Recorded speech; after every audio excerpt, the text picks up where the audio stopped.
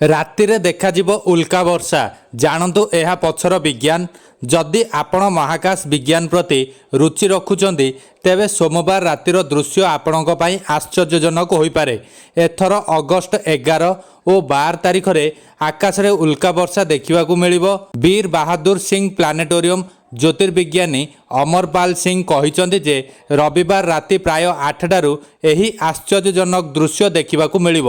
କିନ୍ତୁ 11 ତାରିଖ ବିଳମ୍ବିତ ରାତିରୁ 12 ତାରିଖ ସକାଳ ପର୍ଯ୍ୟନ୍ତ ଏହି ଉଲ୍କା ବର୍ଷା ସ୍ପଷ୍ଟ ଭାବେ ଦେଖାଯିବ। ଏଥର ଅଗଷ୍ଟ 11ରୁ 12 ତାରିଖ ରାତିରେ ଆପଣ ଗୋଟାଏ ଘଣ୍ଟାରେ ଅତି କମ୍ରେ 60ରୁ 100 ଉଲ୍କା ପତନ ଦେଖିପାରିବେ। ଯଦିଓ ସେମାନଙ୍କ ରୂପ ମଧ୍ୟ ପାଣିପାଗ ଘଟଣା ଉପରେ ନିର୍ଭର କରେ, ଏହି ଅଗଷ୍ଟ ମାସରେ ହେଉଥିବା ଉଲ୍କା ବର୍ଷାକୁ ପସିଷ୍ଟ ଉଲ୍କା ବର୍ଷା ମଧ୍ୟ କୁହାଯାଏ, କାରଣ ଏହି ଉଲ୍କାପିଣ୍ଡ ପସିୟସ୍ ନକ୍ଷତ୍ର ମଣ୍ଡଳରୁ ଆସିଥିବା ଦେଖାଯାଏ। ଯେଉଁ ସ୍ଥାନରୁ ଉଲ୍କାପତନ ଆରମ୍ଭ ହୋଇଥାଏ ତାହାକୁ ଜ୍ୟୋତିର୍ବିଜ୍ଞାନୀ ଭାଷାରେ ମିଟିଓର ରେଡିଏଣ୍ଟ ପଏଣ୍ଟ କୁହାଯାଏ। କିନ୍ତୁ ମନେ ରଖିବା ଜରୁରୀ ଯେ ନକ୍ଷତ୍ର ମଣ୍ଡଳର ଏକ ବିନ୍ଦୁରୁ ଉଲ୍କାପିଣ୍ଡ ବାହାରୁଥିବା ଦେଖାଯାଉଥିଲେ ବି ପ୍ରକୃତରେ ତାହା ଏକ ଭ୍ରମ ମାତ୍ର। ପ୍ରକୃତ କଥା ହେଉଛି ନକ୍ଷତ୍ର ଗୁଡ଼ିକ ଆମଠାରୁ ବହୁତ ଦୂରରେ ଅଛନ୍ତି।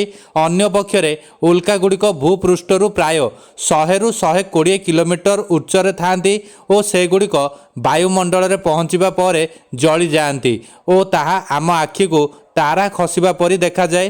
ଭାରତର କେତେକ ସ୍ଥାନରେ ଏହି ମହାଜାଗତିକ ଘଟଣା ଦେଖାଯାଇପାରେ, କିନ୍ତୁ ସବୁକିଛି ପାଣିପାଗ ଉପରେ ନିର୍ଭର କରେ। ଆକାଶ ସ୍ପଷ୍ଟ ଥିଲେ ଏହା ଦେଖାଯିବ।